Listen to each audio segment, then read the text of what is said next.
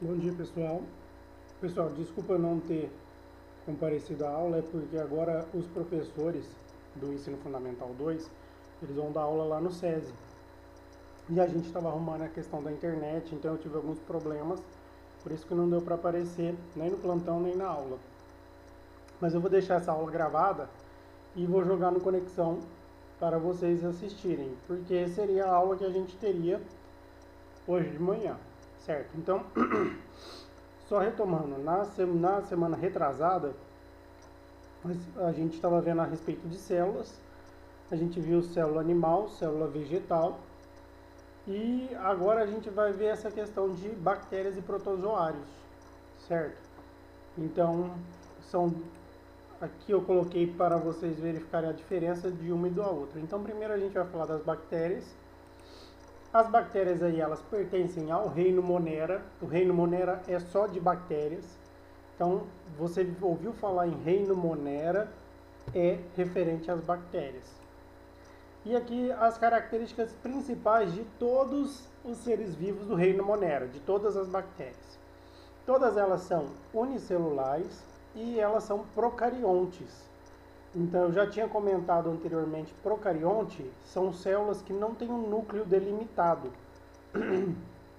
O DNA dessa célula, ele fica solto dentro da bactéria. E um detalhe também, os únicos seres vivos que têm célula procarionte são as bactérias, certo? Elas são as únicas que não têm um núcleo para guardar esse DNA dentro dela. Então aqui eu coloquei um esqueminha para vocês de uma bactéria. Então ela é sempre representada dessa maneira e aqui as estruturas dentro dela. Então a gente tem o DNA, que é esse roxinho aí, que parece uma linha roxinha dentro dele. O DNA, você vê que ele está solto dentro da bactéria. Ele não tem um núcleo onde vai prender esse DNA, então ele fica ali solto. Além do DNA, você vai ter o ribossomo, que são essas bolinhas marrons escuras aí. Os ribossomos, eles são responsáveis por produção de proteína para a bactéria. Então, se a bactéria precisa de alguma proteína, o ribossomo produz para ela.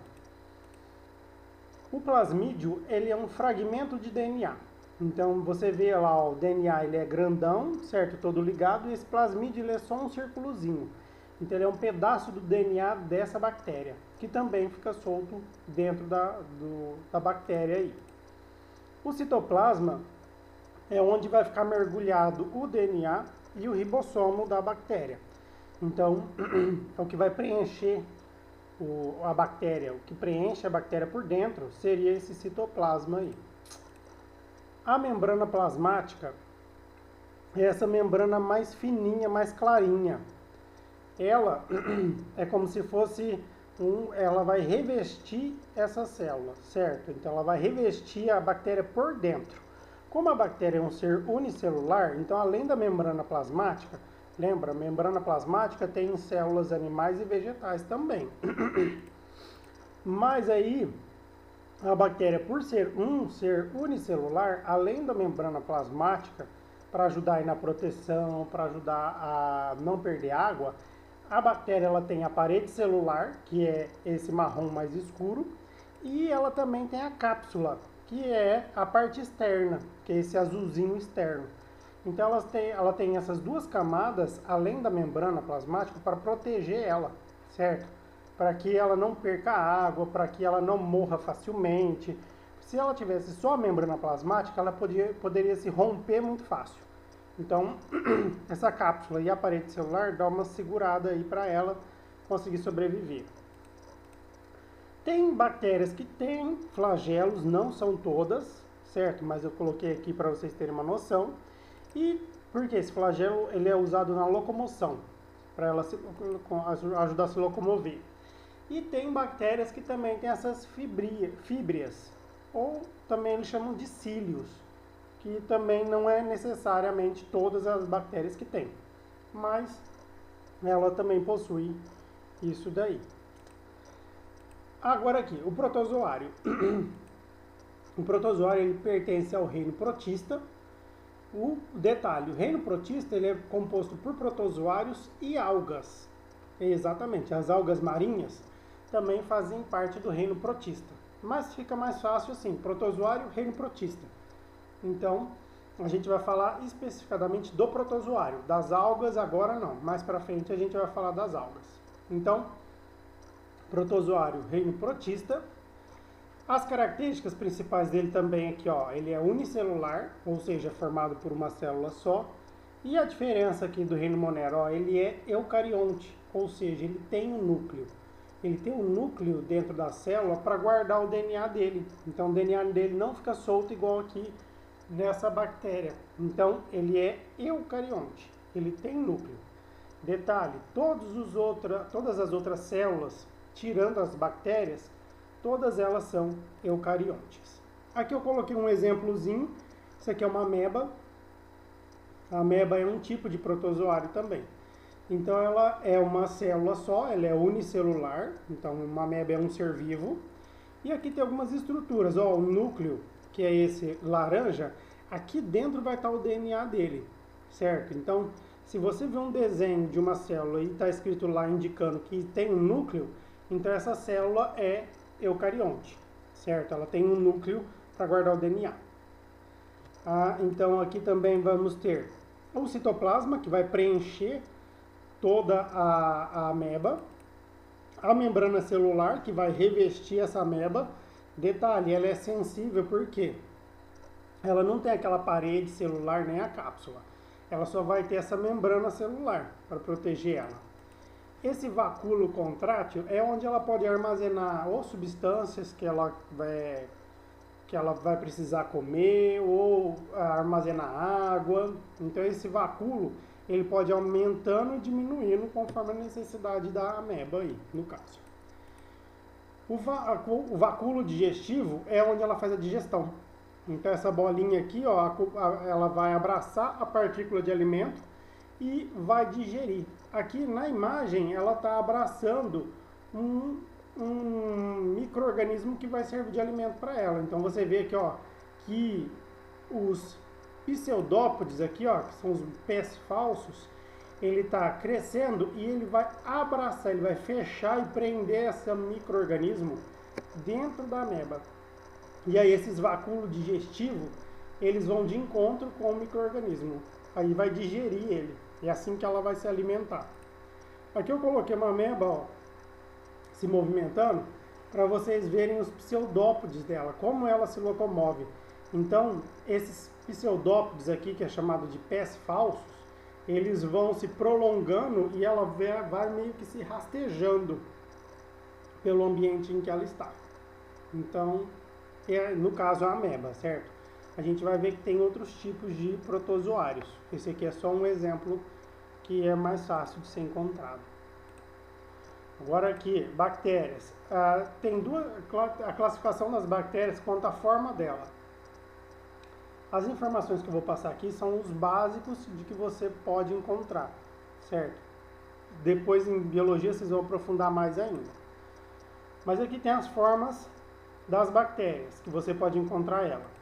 Então tem aqui os cocos são essas bolinhas. Cada bolinha é um tipo de bactéria. Os diplococos são dois cocos juntos. Então, duas bolinhas juntos, então forma um diplococos, certo? O streptococcus, ele vai formar como se fosse um colar de pérola. Ele é todo prolongado. Então é vários cocos juntos formando um colarzinho de pérola. O Staphylococcus, ele só parece um cacho de uva. Então são vários desses cocos juntos e vai ter esse formato aí, que parece um cacho de uva. Então o Staphylococcus é dessa maneira, certo? Aí temos aqui os bacilos, que é em forma de bastão. Então lá do Yakult que fala lactobacillus vivos, então a bactéria que participa aí da produção do Yakult é um bacilo, então ela tem esse formato de bastãozinho aí. Temos os vibriões, que o pessoal fala que tem um formato de uma vírgula, então um vibrião. Tem aí algumas bactérias flageladas, lembra que eu falei que tinha os flagelos? Então tem aí. Os espirilos também, é um tipo aí de bactéria. E esses esporos bacterianos é como se fossem os ovos da bactéria. A bactéria ela está presa ali dentro, aí quando ela achar um lugar que é bom para ela sobreviver, ela sai do esporo e ela volta à vida aí, certo? Então, os mais comuns que você encontra de exemplos de bactéria vai ser esses grupos dos cocos e dos bacilos. Então, se você digitar na internet bactéria, vai aparecer imagem de microscópio desse grupo aí, certo? Que são os mais comuns.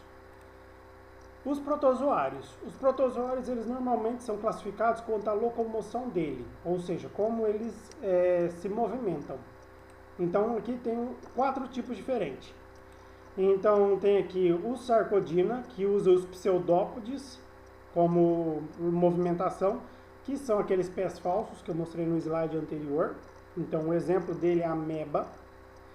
Temos aqui os protozoários flagelados, que aí tem um flagelinho, ele pode ter um ou mais de um flagelo, certo?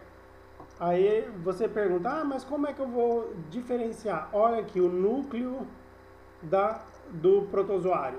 Olha aqui o núcleo do protozoário. Então esses protozoários aqui, ele é diferente das bactérias. Se ele tem núcleo, então ele só pode ser um protozoário, certo? Tem o grupo aqui dos ciliados. Os ciliados, eles têm cílios para se locomover, então ajuda a locomoção dele por cílios. Aqui o exemplo é um paramécium, que é um tipo de protozoário também. E por último aqui, o esporozoa, que é também conhecido como esporozoário, ele não tem como se locomover, então ele é só arrastado, certo? Então o plasmodium aí, que causa doença no ser humano, ele vai cair na corrente sanguínea e ele vai ser arrastado pelo sangue. Ele não tem como se locomover igual aos outros. Por exemplo, aqui a ameba, ela consegue, com os pseudópodes, que são os pés falsos, se arrastar. O flagelado, ele usa esse flagelinho aqui, ele vai bater no flagelinho e se locomove. Os ciliados, eles vão bater nesses cílios aqui que estão em volta dele e também se locomove. O esporozoário, ele não tem isso. Então ele tem que cair em algum lugar para ser arrastado. Ou na corrente sanguínea, ou vamos supor na água. Então ele é arrastado, ele não consegue, se ele caiu em algum lugar e ficou parado, se não tiver alguma situação, algum meio que faça ele se locomover, ele vai ficar parado ali sempre, certo? Então aqui é as classificações dela. Então a bactéria quanto à forma dela, e os protozoários quanto à locomoção deles, certo?